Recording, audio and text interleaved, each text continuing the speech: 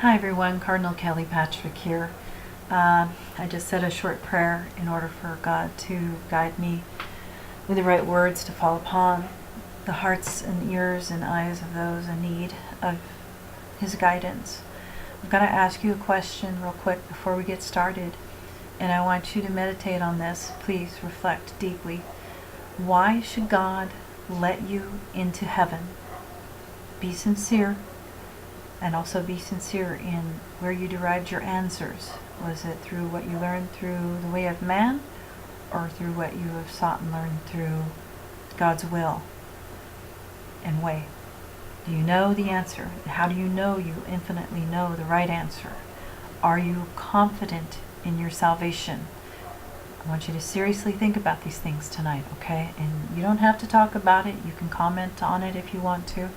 But it's something very important that I need for each of you, and those particularly who've had this on your heart and mind. I want you to meditate on this, pray about it, and be honest with yourself. Why do I think this way? Why do I believe this way? Is it because of what I've been taught by man, or because I actually went out there and sought the Lord like I've been told to? Alright, today's topic, not of this world. How I'm going to cover this in a few minutes, I'm not really quite sure, but John 18:36, my kingdom is not of this world. That is quite literal. I want people to consider that.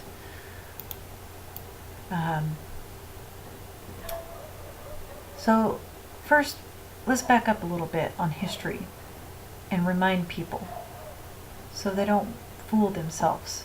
The world has been deceived, and people are quite heavily deluded because of that, because Satan is God of this world. That happened when Christ was crucified. The keys, man handed the keys over from Messiah to Satan at that time.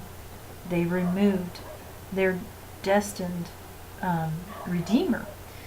So the book of John talks heavily about these topics. 1 John 5 through 19, John 16:11, John 12:31, 1 John 4:4. It reminds people that they have been under the control of the evil one. Okay, so once you start into that mode of denial, cognitive dissonance, and hey, this hasn't happened and that hasn't happened, you've been deceived. You've been lied to. So whatever it is you're saying, that this couldn't possibly be because of, that's what my pastor said and this is what she said and that's what I've been brought up to believe. Remember, you have been living in a world that is ruled by Satan. And it tells you this in the Bible. It tells you that the one who is greater is not the one who is already in this world, who has been dwelling within it, but Christ himself. He wants you to be different from the way the world is. He reminds you, he urges you, brothers and sisters, in view of God's mercy, to offer your bodies as living sacrifice, holy and pleasing to God. This is your true and proper worship. Do not conform to the pattern of this world, but be transformed by the renewing of your mind, and then you will be able to test and approve what God's will is, His good, pleasing, and perfect will. That was taught to you in the Bible. God knows what's going on. He knows that the world is full of adulterous people. Friendship with the world means enmity against God. Anyone who chooses to be a friend of the world becomes an enemy of God. Oh, but my church. Oh, but my master. Oh, but my pastor.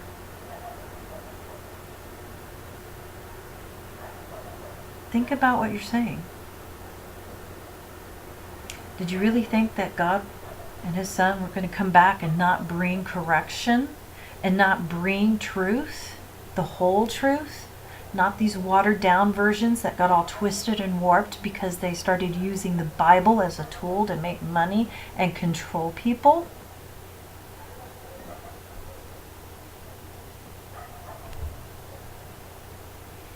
The God that we know, okay, the one who bore Son Messiah, who's come to the earth to save the true and the chosen, reminds us, do not love this world nor the things it offers, for when you love the world, you do not have the love of the Father in you. The world only offers a craving for physical pleasure, a craving for everything we see, and pride in our achievements and possessions. These are not from the Father, but they're from the world. You are under the influence of Satan. And this world is fading quickly, folks, along with everything that the people crave. Anyone who does what pleases God, will live forever, will live in that paradise ever after.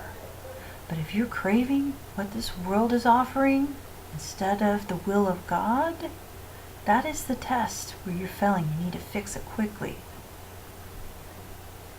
So what does the Bible say about Christ not being of the world? He's an alien. Accept it. He's not of this earth. He is from another planet. It's called Nibiru. It's a settled heaven. There are heavens, as scriptures speak.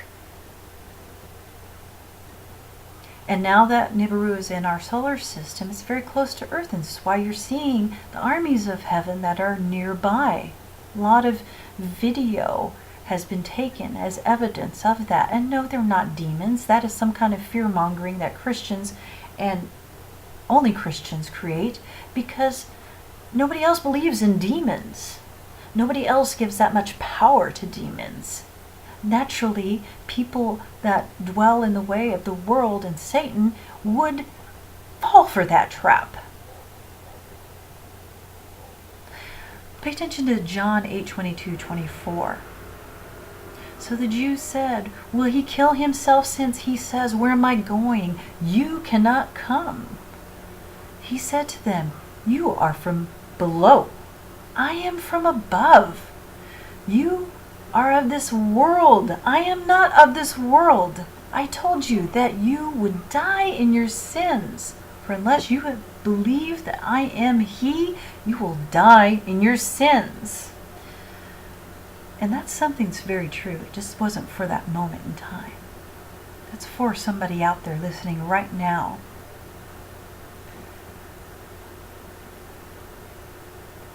And for the saints, remember, you do not belong to this world either. But you've been chosen out of the world. That is why the world has hated you. That is why you find opposition. That is why you're not happy. You were reminded why the Lord is going to take you after you have served in his way. And you will continue to serve in his way in paradise ever after if you do not let anybody take your crown. Do not give up.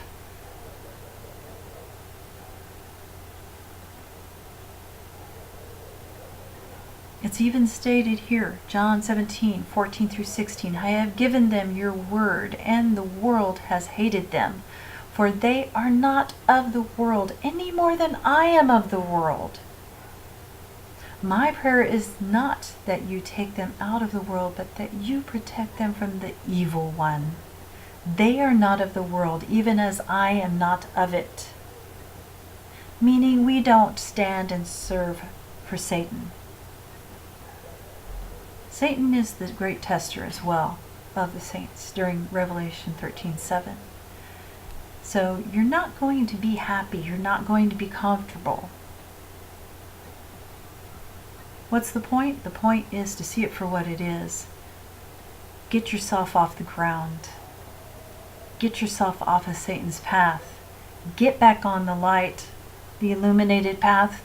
Stay the course and do not give up, and show Satan who you are and who you serve. Stop trying to fit in. Stop trying to act how people act of this world. You're supposed to emulate Christ and spread the Gospels. Spread the truth. Do not love the things of this world and be conformed to it. The things that the unbelievers live for are temporary, and it will all be gone faster than a lightning strike, just as you saw the flash in the sky when he came. It will all be gone. And you will be asking yourself, what have I done? Yes, Christ is not of this world. He is an alien. So, since you've been living in this world all this time, I want you to be honest with yourself. Do you really know the answer? That God will let you into heaven? Are you still confident? Because you haven't got all the answers yet. You've just been going along with the way of the world. So, this might be the moment you start seeking Him. Truly seeking Him. If you love Him, you're going to seek Him and His truth, and you're not going to stand for the lie anymore.